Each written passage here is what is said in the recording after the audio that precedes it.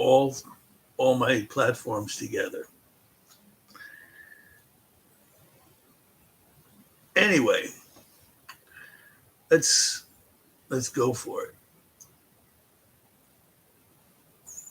As you can see on this live podcast, I've entitled it Unleash Your Powerful Self. And quite frankly, every one of us is infinitely powerful in one way or another.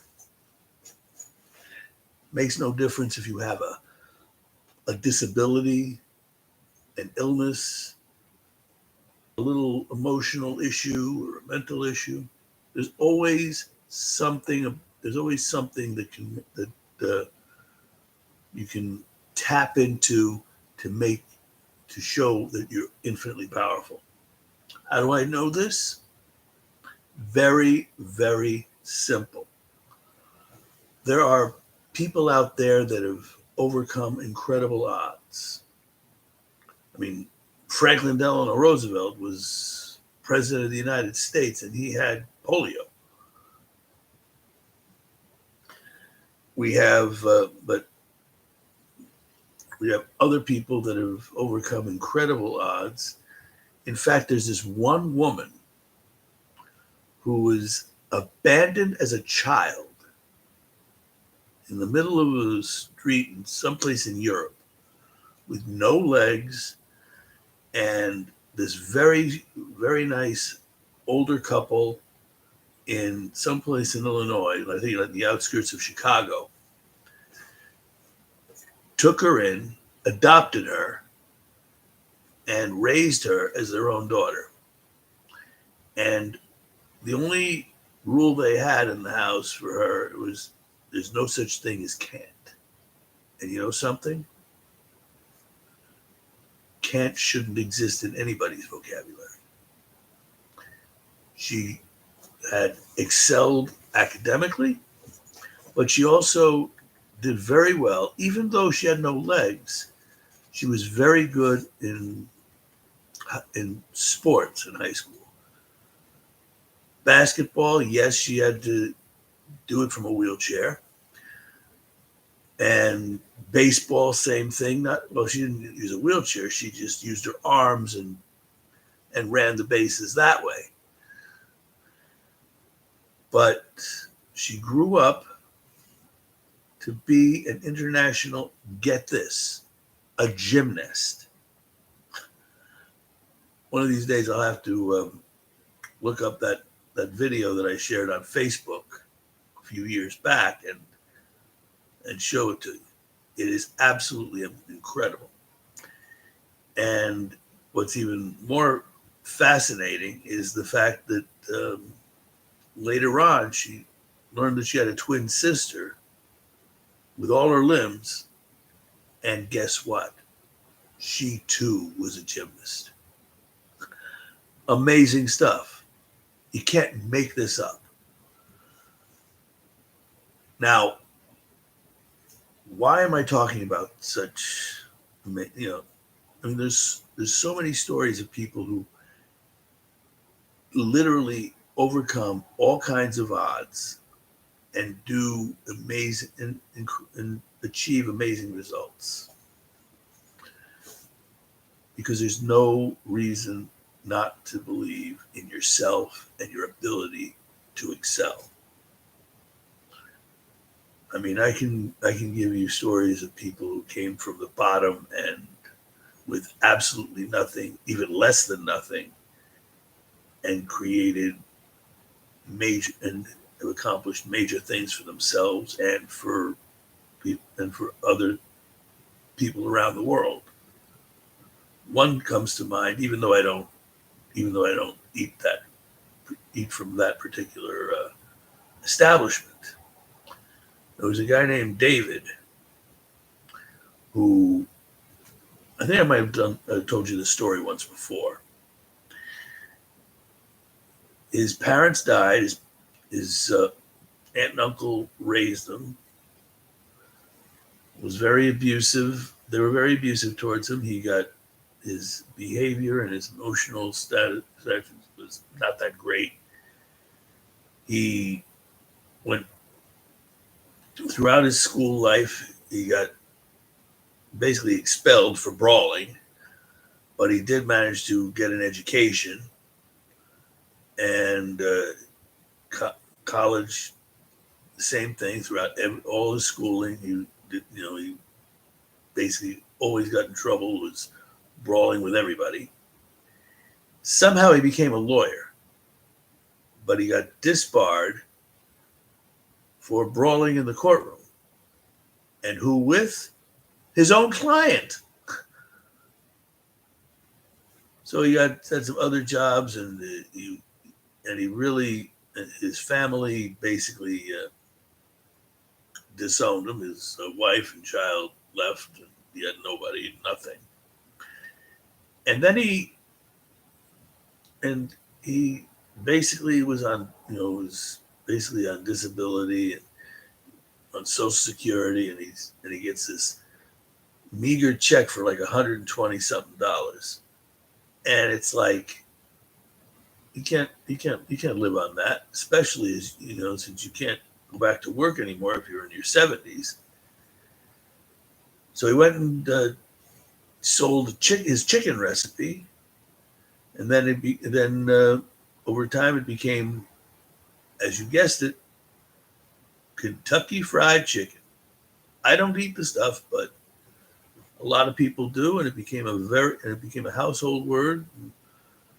People seem to like it. He went from basically a brawling vagrant to the colonel, like a refined Southern gentleman, but you'd never believe that he had this kind of a background. And of course, lots of people in entertainment, business, sports, all came up from nothing. And unfortunately, there are some people that become famous and successful and rich and still can't control their states and literally self-sabotage and destroy themselves. Why am I talking about the negative stuff? These things happen. I believe that the best way to do anything is to control your state and be grateful for what you do have instead of worrying about what you don't. Now, if you look at some of the show notes, one of the things I like to, some of the things that I like to do is you got to understand that there's a way to go from where you are to where you want to be. First off, you got to know where, you got to know where those two things, where you are and where you want to be. You got to know what you want. Then you got to organize a plan to get there. Strategize what you have to do. Then of course you have to optimize your environment. Let's say you're looking to lose weight, or you're looking to get healthier in some way. And obviously you're not going to be in a good position if in your entire environment it's like an ice cream shop or a bakery, or a candy store. You need to get rid of all the stuff that's literally going to take you away from your goal, and substitute it for things that'll bring you closer to it. Like, instead of having cakes and cookies, and you have some like carrot sticks, celery sticks, maybe some broccoli and cauliflower. It's like little snacks that way, or perhaps, and maybe have a room that's got an exercise room that you entice yourself to go to and utilize, because there are people that have gym memberships that they never use. They pay $20, $30, $50 every month, and they don't even set foot in the gym. That's not good. If you're going to pay for something, use it. get your money's worth, right? But a lot of people aren't always able to do that. So you gotta, and what's also good is you gotta record your progress. Sometimes if you have sometimes you slip up, and all of us do. You need to go and say, okay, I slipped up, but I got this far. I backslided. The good thing is that you could always pick up from where you left off and continue onward. Is it easy? Nothing's ever easy. But a lot of people have, but do you have more drive to succeed, or do you have more excuses to fail? Lots of people tell me, Larry, I can't do this. I can't do that. I got a torn meniscus on my knee. I have arthritis. I can't. I don't have the educational background. I don't know how to do this. You delegate. You delegate. What you want to do is I have certain companies and organizations in the show notes that will guide you to where you should, to places that can help you do what you need to do. In business, it's mostly in business, because I am a business coach. And what's also good, what you want to do is you need to find certain things. I'm also a health coach, and there's certain things in health that you have to take care of. Like, for example, if you're looking to lose weight, and I was much bigger than you see me now. If you look at my profile on Facebook, you'll see that there's pictures of me when I was like really, really big. And I was able to lose like 40, 50 pounds in a 6-month period, which is amazing in itself. But what's really amazing is that, sometimes you have a plateau and you stop. All you got to do is keep trying and find out what you're doing and what's working and what's not working. And don't listen to the naysayers. Actually, sometimes the naysayers can be beneficial. I mean, I have a joke that says, I love horseback riding because I'm always on top of the naysayers. Anywho, you probably saw me on HBO in that documentary about telemarketers. And yes, a while back I had taken a job as a telemarketer because I was in a different state of life, different stage of life, and I wasn't doing what I wanted to do. But now, as you can see, I'm doing much better. I'm living in a nice house. I'm recently married, as you can see by this, and I have a wonderful wife. And I constantly looking to improve not only my podcasts here, but also the lives of my clients. Now, if you like what you're seeing so far, and you want to learn more about my program, about my coaching, by all means, shoot me give me a like, give me of course, hit the subscribe button. This way you'll learn more about other things that come up, other content that I have. One of the other things now, of course, I left off at optimizing your environment. What else do you have to do? Well, you have to make sure that you understand your inner game. In other words, you know, clear your mind of a lot of the stuff that's, holding you back. Most things that hold us back from the things that we know we should be doing isn't so much physical, but mental. We're always, we always are afraid of one thing or another. Doing the right thing that's going to keep us, that's going to propel us to the next level can be scary because it requires a certain amount of change. I Like I say, you need, and sometimes you can't be afraid of change because change is the only constant in the universe. Things are always changing. I mean, come on. Back when I was growing up, there was no such thing as cell phones. We had a phone was just something you plug into the wall, either with a wire or just hanging on the wall, and you have to either dial, either push buttons or do a rotary circle, and that's what a phone was. And you had to, and if you were out on the road, you had to look for a place that had a payphone, one of those coin boxes that you could make a phone call from there. Now phone booths are pretty rare.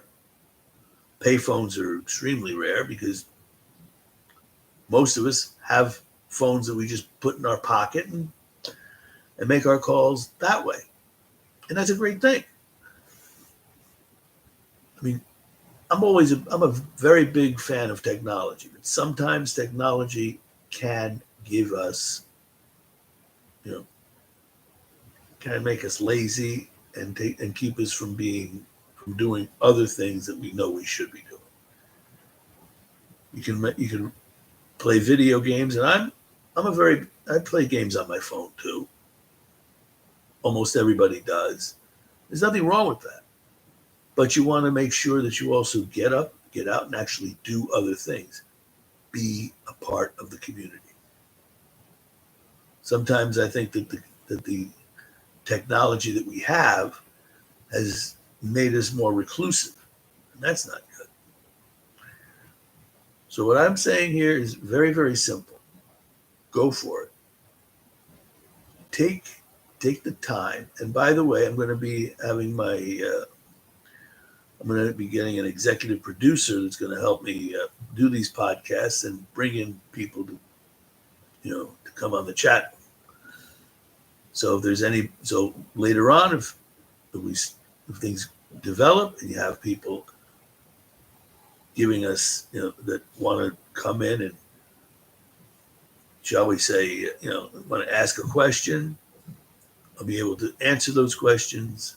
Like, what do you do if you're so inundated in your business life, or how do you take care of your health without without it being costing you too much out of your business or other parts of your life?